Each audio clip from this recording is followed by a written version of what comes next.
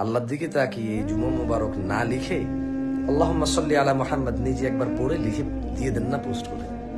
যেই দেখুক পড়ুক, ও পড়বে, ওর উপরে রহমত নাজিল হবে, গুনাহ ক্ষমা হবে, ওর মর্যাদা বৃদ্ধি হবে, ওর যতটা গুনাহ ক্ষমা হবে, যতটা রহমত নাজিল হবে, যতটা মর্যাদা বৃদ্ধি পাবে, অতটা সেম সেম আপনার দিকেও চলে আসবে ওর ভাগ থেকে।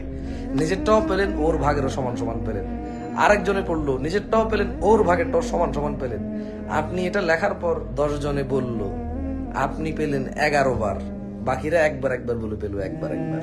আপনি একবার প্রচার করে পেলেন 11 বার। 100 জনে দেখলে আপনি পেলেন 101 বার। 1000 মানুষে দেখলে আপনি পেলেন 1001 বার। 1 লক্ষ মানুষে জানলে আপনি পেলেন 1 লক্ষ 1 বার। 1 কোটি মানুষ জানলে আপনি পেলেন 1 কোটি 1 বার। আপনি যা শিখাবেন যাকে, সে তা আমল করলে তার নেকি থেকে কমবে না, তবে তার যে নেকি সমান সমান নেকি আপনার হবে। এই জুমা মুবারক বললে কি হবে আমার জানা নাই, সত্যি জানা নাই। কেমন? আল্লাহ আমাদেরকে বুঝার তৌফিক দান করুন।